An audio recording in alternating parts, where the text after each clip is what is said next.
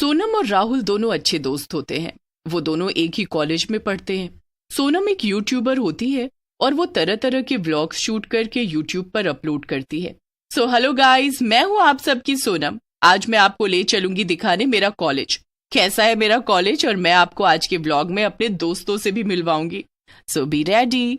इसी तरह एक दिन अचानक से सोनम रात में यूट्यूब पर एक भूतिया हवेली के बारे में देखती है। अरे वाह, भूतिया हवेली! इस वीडियो पर तो मिलियंस में व्यूज हैं। मुझे भी यहाँ जाकर वीडियो शूट करना चाहिए, फिर तो इससे मैं भी फेमस हो जाऊंगी। मैं कल ही राहुल से इस बारे में बात करूंगी और उससे कहूंगी कि मेरे साथ चले और वहां पर शूट करे। अगले दिन कॉलेज में सोनम अपने दोस्त राहुल को वहां उस भूतिया हवेली में चलने को कहती है। तभी राहुल डर जाता है। सोनम, तुम पागल वागल हो चुकी हो क्या? अरे वो चरणपुर की भूतिया हवेली कोई मामूली हवेली नहीं है, एक भूतिया हवेली है। उस गांव के लोगों का मानना है कि उस हवेली में एक बुरी चुड़ैल रहती है।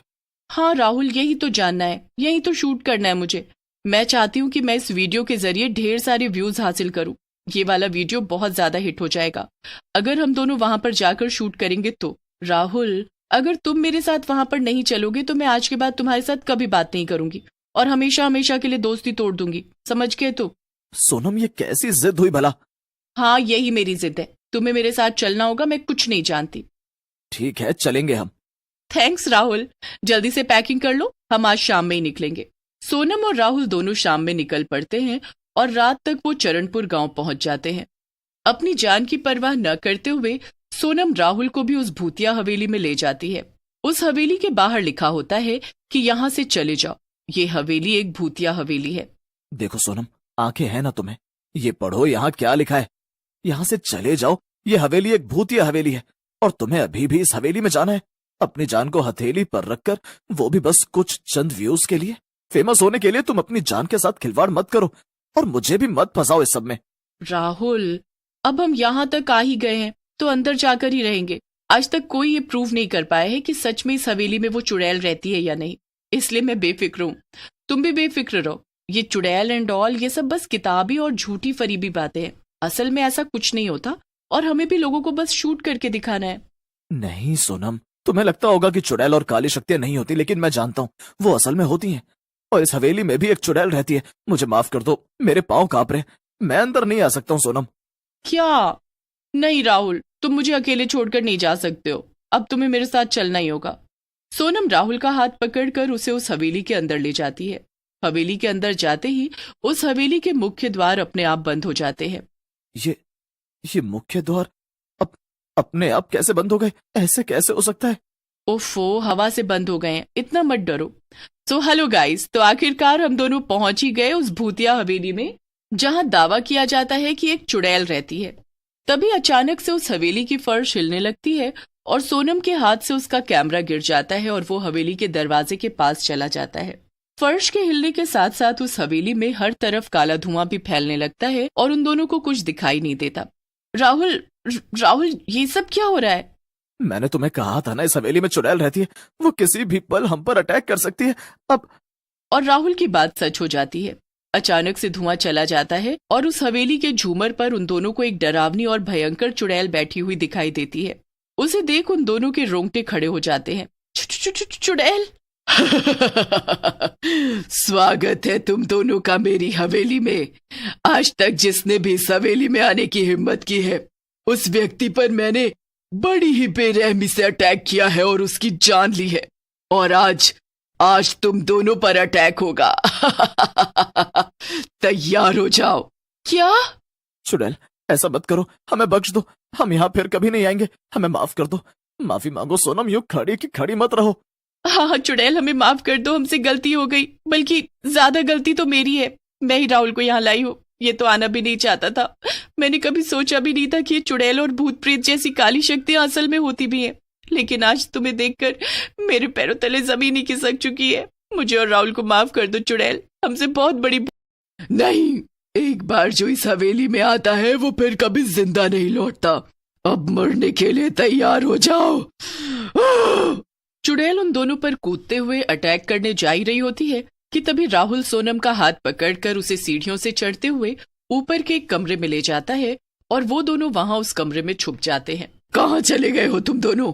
मेरे सामने आओ वरना बहुत बुरी मौत मरोगे दोनों। जल्दी से मेरे सामने आओ। मुझसे ये लुक्का छुपी का खेल खेलना तुम दोनों के लिए बहुत महंगा पड़ सकता है, मैं बता दे रही हूँ।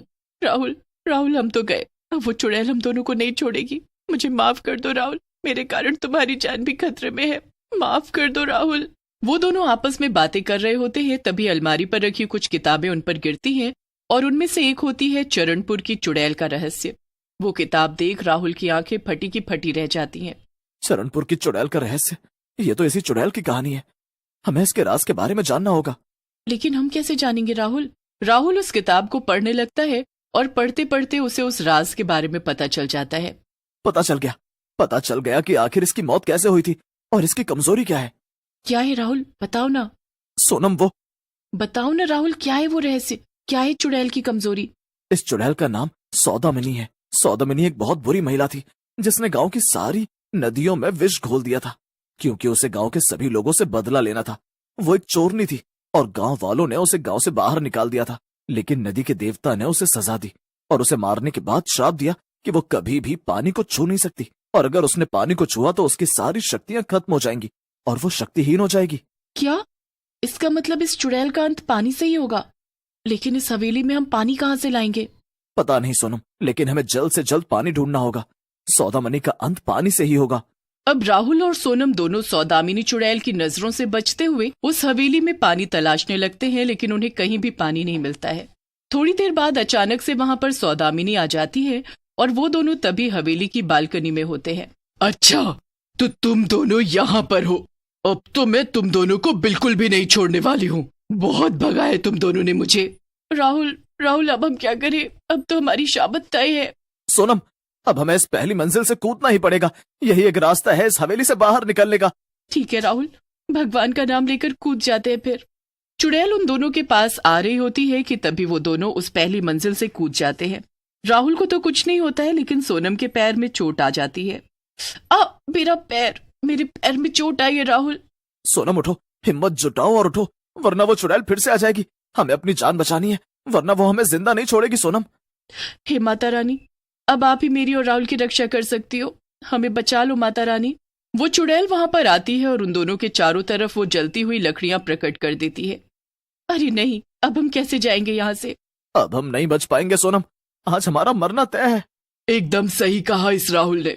अब तो मैं तुम दोनों को ऐसी मौत दूंगी कि तुम दोनों अगले 7 जन्मों तक याद रखोगे। बस बहुत हो गया तुम दोनों का नाटक अब। नहीं चुड़ैल, ऐसा मत करो, हमें जाने दो, हमें माफ कर दो आखिरी बार।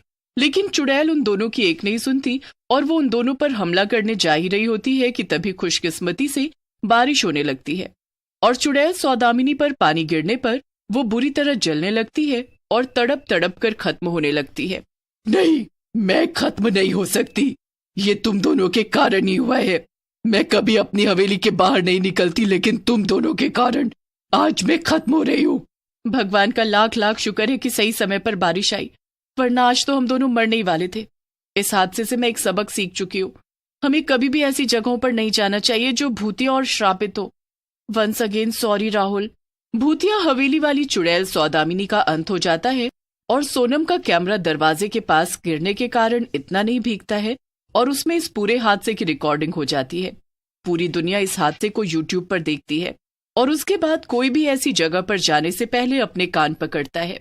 हमें भी ऐसी जगहों से दूर ही रहना चाहिए।